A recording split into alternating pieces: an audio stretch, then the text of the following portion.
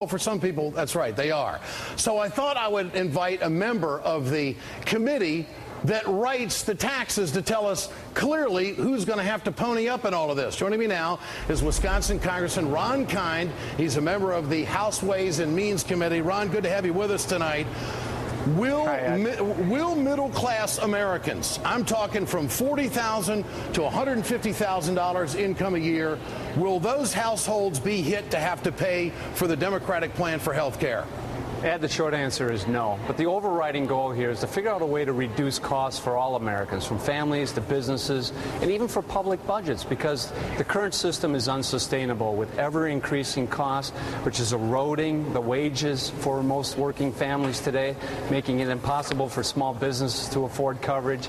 And it's the fastest growing area of spending in our federal budget today. So we do need health care reform and move to a system that rewards the value of care that's given as opposed to the volume of care that's given. That's where the great cost savings will be in this reform package. Congressman Kind, you're on this tax writing committee.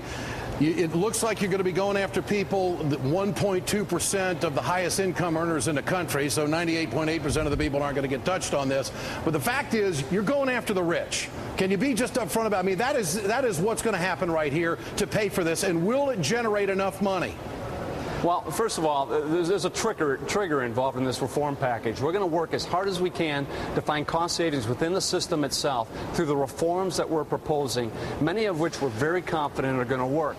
But let's be clear, this health care reform is going to be completely paid for. It will not add one nickel to our federal deficit, unlike the practice of the previous administration.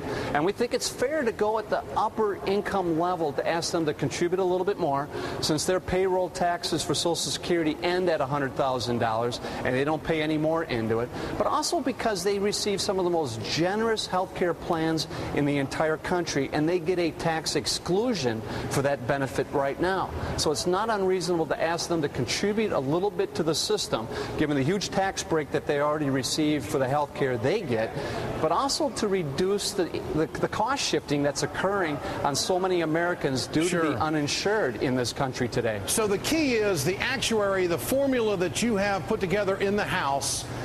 You go after the folks 250 plus, 350 plus, $1 million.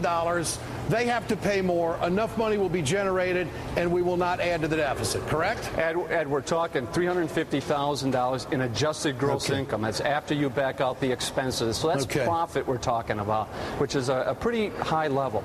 Congressman, good to have you with us tonight. Thanks so much. Anytime, there you have it, folks.